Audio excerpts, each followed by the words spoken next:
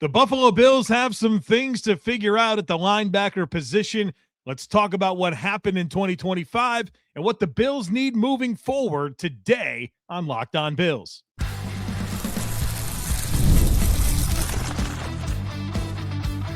You are Locked On Bills, your daily Buffalo Bills podcast. Part of the Locked On Podcast Network, your team every day. What's up, Bills Mafia? It's Joe Marino, author of the Herd Mentality Substack, co-host of the Locked On NFL Scouting Podcast, co-host of the NFL First Read Podcast, and I'm your host of Locked On Bills. Locked On Bills is a proud part of the Locked On Podcast Network, now the #1 sports podcast network. Want to thank you for making Locked On Bills your first listen every day, and a big welcome and shout out to our everydayers. You know who you are. Those of you who never miss a single episode, I appreciate y'all being here very, very much. Well, folks, welcome in. We're talking linebackers on today's episode. We'll reflect on the players from 2025, project them to 2026, and really get into this offseason plan and identify what the Bills need to get done at this position group where there's going to be some changes. So let's dive into it. Let's start with Terrell Bernard, a 2022 third-round pick, number 89 overall. He's 26. He'll turn 27 in May, and he's entering year one of his 4-year, $42 million contract extension that he signed last offseason. I know there's probably an immediate question from many listening about how the Bills get out of this deal, and the answer to that is they really don't have a clean opportunity to get out of this deal until after the 2027 season. So they could obviously eat a bunch of dead cap and move on. I think that's unlikely. I think the idea here is probably going to be, how do we get the most out of Terrell Bernard for the next couple seasons? Because that's kind of what you signed up for. In 2025, he played in 12 games, was on the field for 87% of snaps in those 12 games, collected 65 tackles, 7 for loss, no sacks, 3 pass breakups, an interception, and 2 fumble recoveries. As far as the review goes from 2025, he struggled from the outset. I mean, he really struggled against Baltimore in week 1, and then it never really got on track. The run defense was a major issue, taking on blocks, playing downhill, playing with the right leverage. The coverage fell off. That was a piece of his game that had been a strength. You saw a lack of consistency with how he spaced the field in zone and drove on routes, and he gave up a lot of completions. His impact as a blitzer was just not there, and that's been something he's been typically pretty good at. He had a career-high missed tackle rate of 18%. He had a career-high passer rating against his coverage of 99.4. It was a tough year. And I think you can make the case that he never looked healthy. Even early in the season before the elbow injury, he just didn't run the same as he normally does. Looked like he was laboring through it. And unfortunately, injuries have just been part of his story. It affected him in college. They affected him in the NFL. And so whatever the lower body issue was, then you have the elbow injury, and he was just banged up all year. And so as we get into the 2026 outlook, it's a really different situation for Terrell Bernard, who was a favorite of Sean McDermott and Bobby Babich. Well, guess what? Those guys are not around. And so I think based on this contract, the Bills are in a position where they really kind of have to try to make it work. Now, I'm not convinced that means Terrell Bernard is right back in there as your starting middle linebacker and plays every snap. One of the interesting components of this style of defense that Jim Leohnard is going to implement in Buffalo is that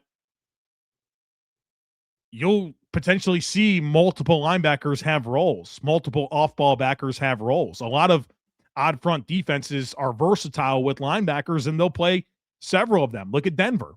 Denver played meaningfully in every game.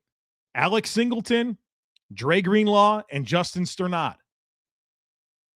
The Chiefs, they every game meaningfully play Nick Bolton, Drew Tranquill, and Leo Chenal.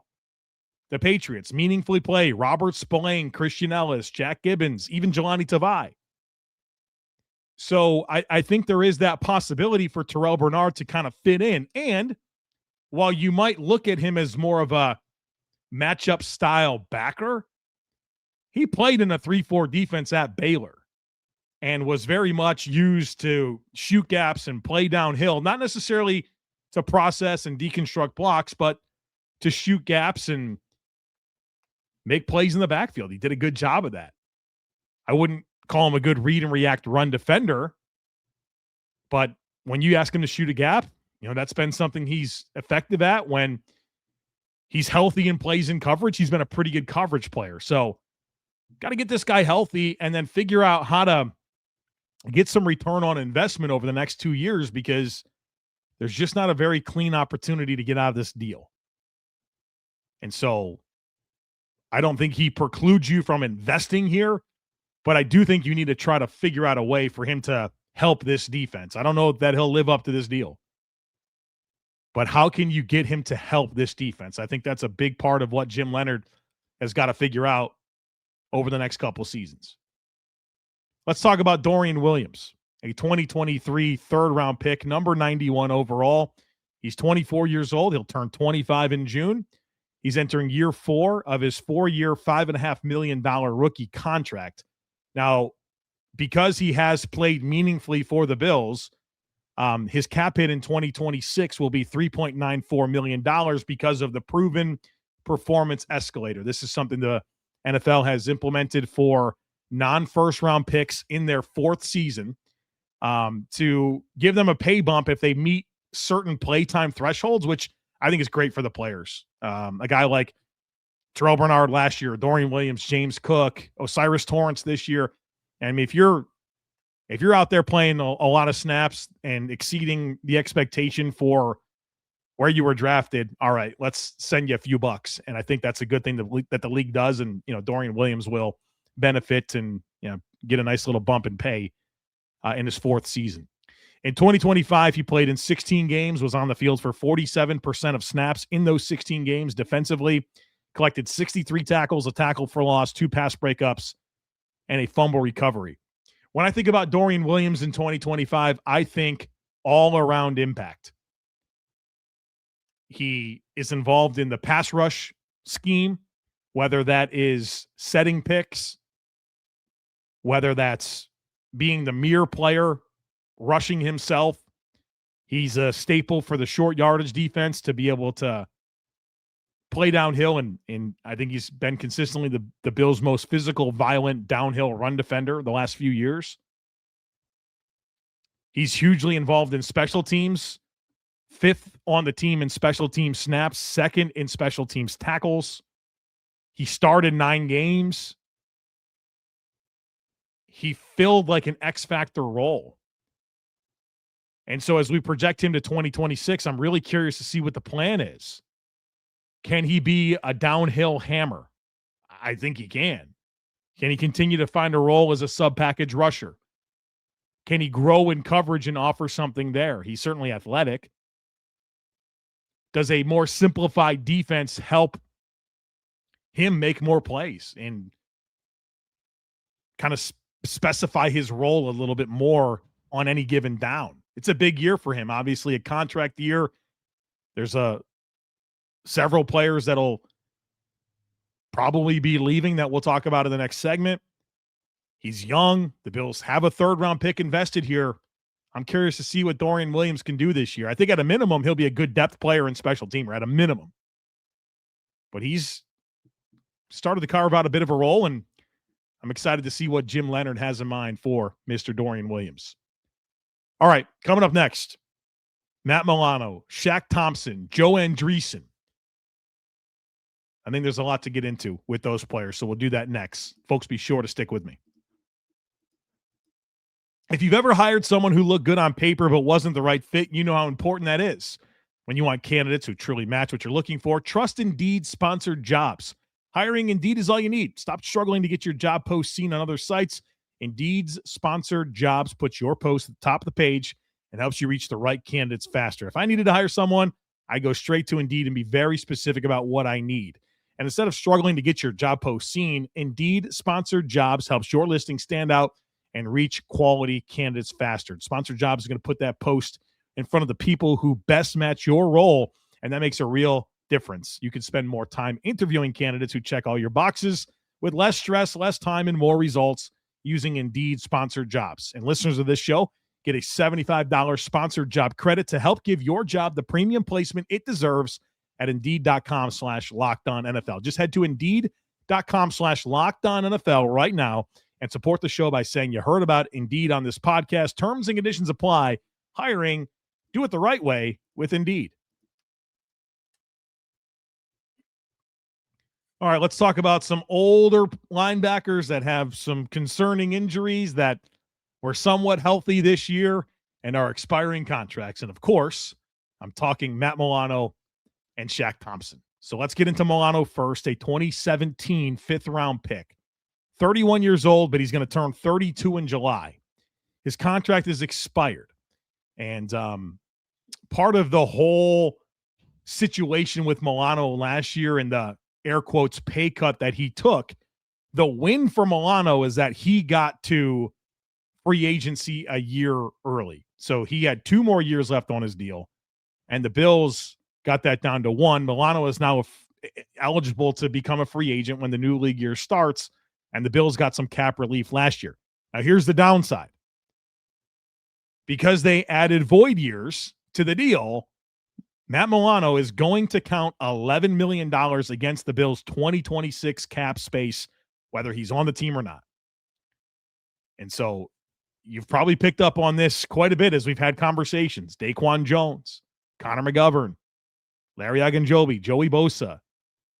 There's players that are probably not going to be on the team that are going to take up $30-ish million of the cap. So, yes, the salary cap can be manipulated, but guess what? Eventually the bill comes due, and that's what the Bills are facing. So keep that in mind. In 2025, Matt Milano played in 12 games, and in those 12 games, 73% of snaps, collected 67 tackles, 7 for loss, 3.5 sacks, and a forced fumble. I thought he had a solid year. Now, of course, it wasn't without injury. He had the pectoral injury that cost him a while early in the season, but then I think he eventually settled in and in a lot of ways looked like the Matt Milano that became a star linebacker in the NFL. As far as his 2026 outlook, I mean, he's entering his age 32 season. The injuries have been real. 2 massive season-ending injuries the last 2 years, pretty much. I know he eventually came back from the bicep thing last year, but it was late in the season. And then he had the pectoral thing this year. Do you really want to sign up for another year of crossing your fingers, hoping he stays healthy as you transition from Sean McDermott, as you transition to a new style of defense? I think you celebrate what Matt Milano gave you and let him move on. Now, I think that Matt Milano, if he can stay healthy, can be a good starting linebacker in the NFL for more years. I think about Levante David, who, I think the age showed up on Levante David, but a similar style of player. Levante David's been a good backer through his age 35, 36 season, somewhere in that range. Milano's going to turn 32 in July. I'm not saying he can't be a good player for a few more years, but do you want to sign up for that?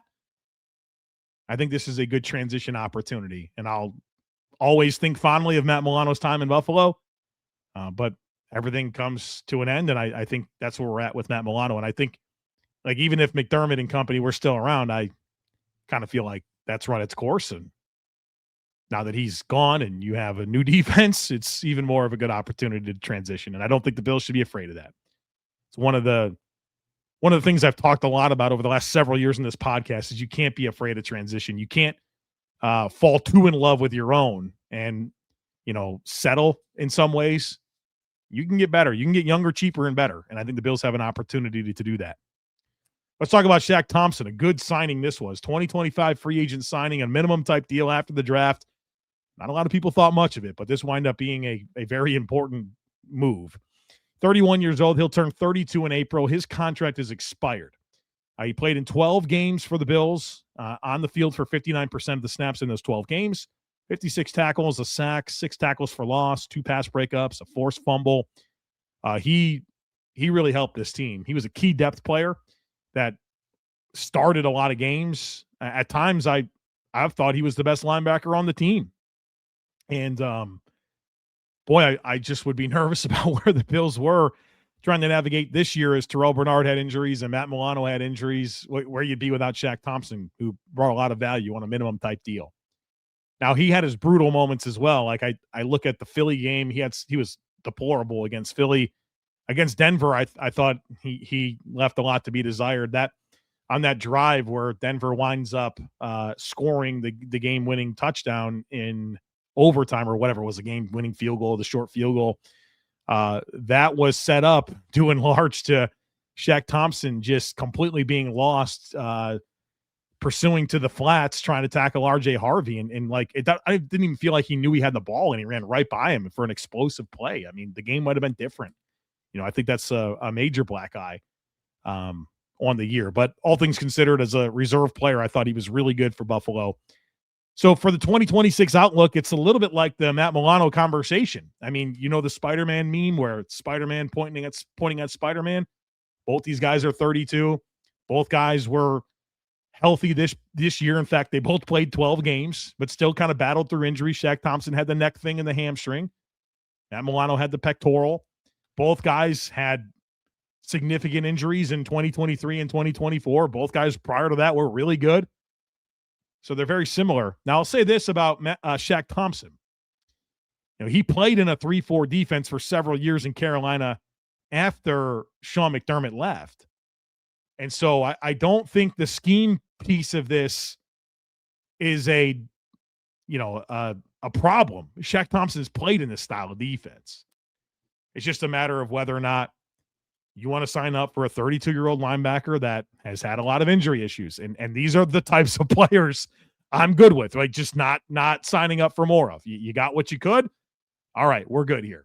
But if he's back, I mean, I wouldn't be overly disappointed. I don't know that he would command a large salary or anything like that, but, I don't really want to deal with old and injured players. Like, it's a recipe for, I think, disappointment. And then there's Joe Andreesen, a 2024 undrafted free agent.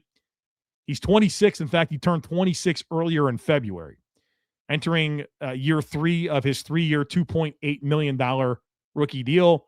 Last year, he played in all 17 games, only 96 defensive snaps. However, 385 special team snaps. And that's the most of any player on the team in terms of special team snaps played. And he led the Bills with 17 special teams tackles. So the 2025 review here, excellent special teamer, one of the best on the team. I think you look at Sam Franklin, Joe Andreesen, Reggie Gilliam, Dorian Williams is like your best special teams players. Obviously, he didn't have much of a role on defense. And I think in a lot of ways, based on the Bills' previous style of defense, a 4-2-5, it's not really for Joe Andreesen, where there's like a range component and a coverage component that don't align well with Joe Andreesen's strengths and weaknesses. However, as I do the 2026 outlook, I think he's got a chance in this new defense. Think about Jim Leohnard, and maybe you won't remember every player that he had at Wisconsin, but he had a guy by the name of Jack Sanborn who, from a body type perspective, looks a lot like Joe Andreesen, and they have similar strengths, like just smart players that are physical, downhill, can process the run, good tacklers, don't have a ton of length, don't have all the measurables, but they're just good instinctive downhill players. And in this style of defense, you got room for that.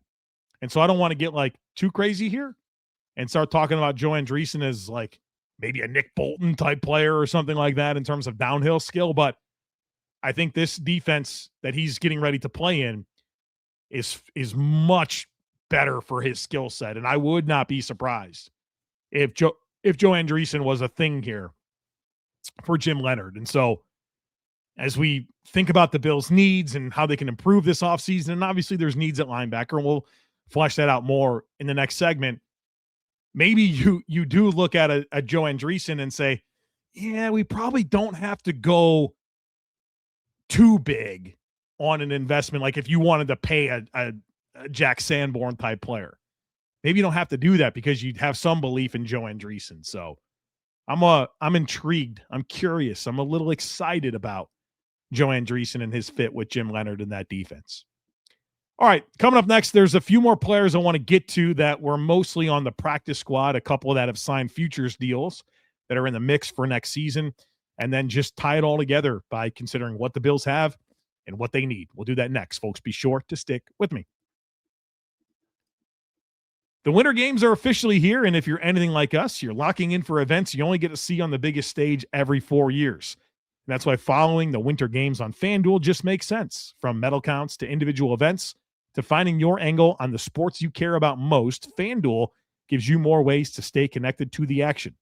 The drama of curling matches that start slow, but somehow they get intense very quickly. The speed skating races decided by inches. Those hockey games that feel different right from the opening kickoff, face-off. And even the niche events become must-watch when you're fully locked into the competition. FanDuel will keep you locked in the entire Olympic experience and make sure it's engaging from start to finish. So check it out. The Winter Games are on, and there's no better way to follow them than with FanDuel. FanDuel, play your game.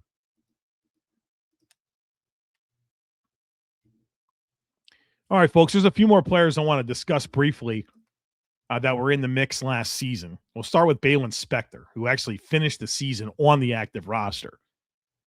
A 1-year deal. That's expired. I don't anticipate him coming back. That's a Sean McDermott special, and I just don't feel like there's much appeal to continue the Balin Spector experiment. Jimmy Charlo signed a futures deal with the Bills, so he was on the practice squad, and then he got like a bunch of workouts. Miami, New England, I think maybe he spent a little time on those practice squads, but ultimately returns to Buffalo on a futures contract. So he's in the mix for this coming year. I know that there's a lot of fans of Jimmy Charlo, which, I mean, based on the preseason and, of course, Hard Knocks, certainly won a lot of people over. And we'll see what he can do. He'll have a chance to be part of the competition and see if he can claim a roster spot. And then there's Keontae Jenkins, who I thought looked pretty good as a rookie, an undrafted rookie out of Virginia Tech. Played well in preseason, had some opportunities during the regular season as well. Spent the year on the practice squad, though. He signed a futures deal.